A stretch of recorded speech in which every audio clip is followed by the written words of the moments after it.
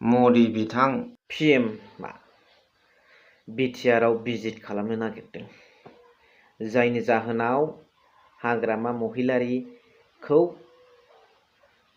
इउजि ब्रह्म बिथां सारा बिजेपिआवनो बिथाङाबो लास्टआव फैगोन होननानै बुंदों। लकसभा इलेक्शननि सिगां सिगां बिथाङा बिटिआर दावबायफैगोन। दा बेनि सोमोन्दै जोबनाय फारसे सावरायहैगोन। बेनि सिगां सिगां दिनै इउपिपिएलआ मिडियानि गेजेरजों माबादि खामानि मावगासिनो दङ, गावसिनि राजनितिखौ जौगाहोदों ना हायगाहोदों, बेनि सोमोन्दै सिगाङाव सावरायग्रोगोन।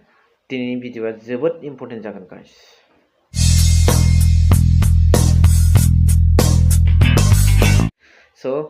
Hello everyone, once again welcome back to the channel.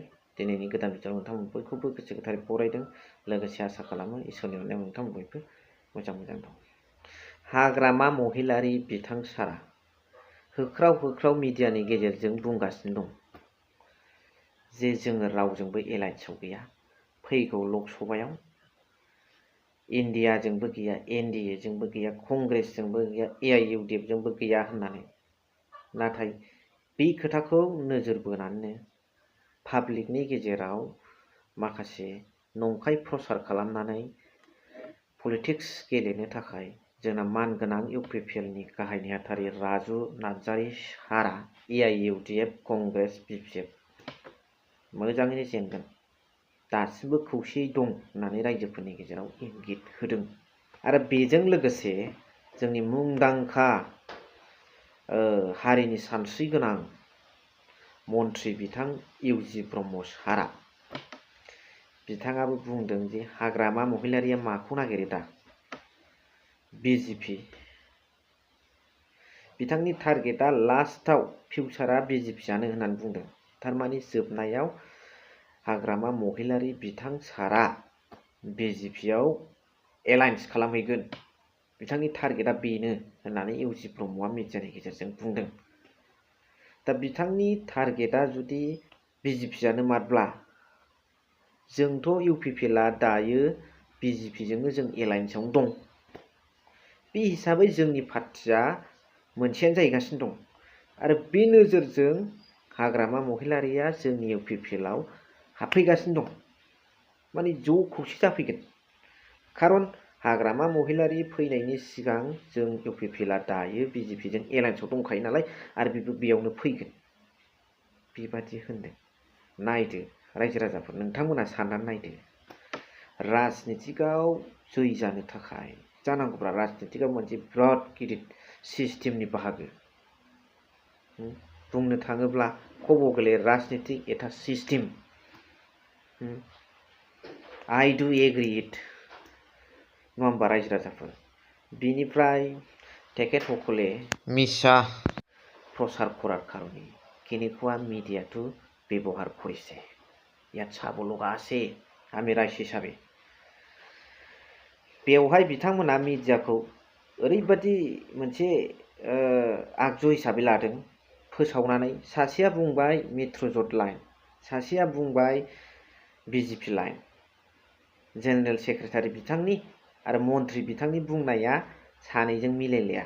नाथाय बिथांमोननि टारगेटआ मोनसेयानो मा, जै जानाय। नाथाय बिथांमोना बुंदों आलादा आलादा रावजों, ओरैबो गाग्लिदों रायजोफोरखौ, ओरैबो होदों। माने कनफिउस जानानै रायजोफ्रा मोनसेयावनो बिजेपिआवनो होनायनि टारगेटआ बिराद मोजां पलिटिक्स। नाथाय रायजो राजाफोर, नोंथांमोना मिथिगौ, मोनफ्रोमबो मेल मिटिंआव रिपर्टारफोरनि सिगाङाव सोंनायावनो हाग्रामा महिलारि बिथाङा बुंबाय जोङो रावजोंबो एलायन्सआव गैया बर्थमानाव। अब्ला बिथांमोना मानो नंखाय फोसावगासिनो दं?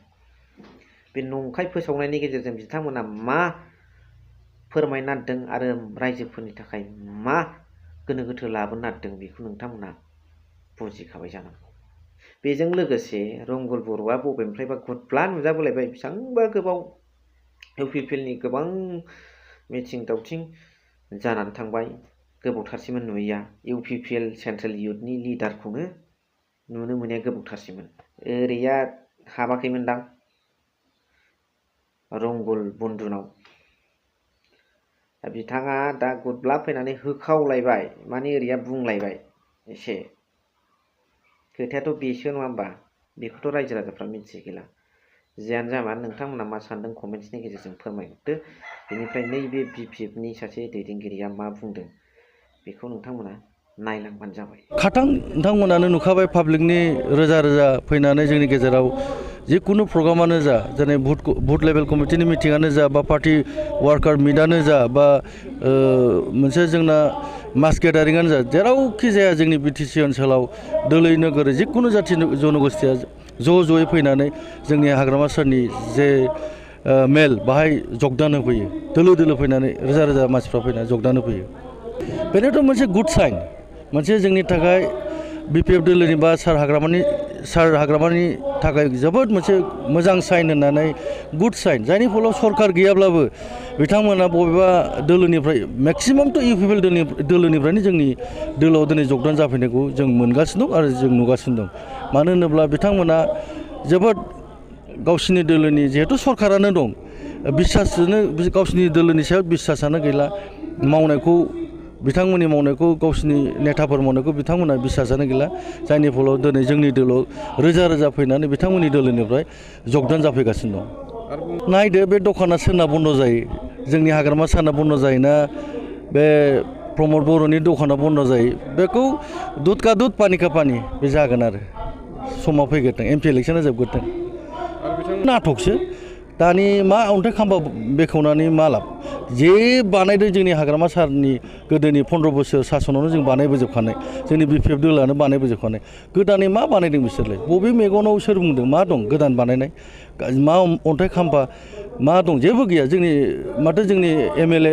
मानगोनां रबिराम नार्जारि साराबो दोलै दोलै जा अन्थाइ खाम्फा गायसननानै लाबोगोन जोंनि BPF दोलनि MLA सारमोनानो फैयै अन्थाइ खाम्फा गायसनगासिनो दं बा मोनसे बे रोखोमनि गोदान गोदान खामानि लाबोगासिनो दं बिथांमोनाथ' जोंनि सार खामानि हाग्रामा सार खामानि मावनायावनो जेरावखि थाङा सार मावनायावनो सा बेरायगासिनो दं बाहाय जेबो गोदान गैया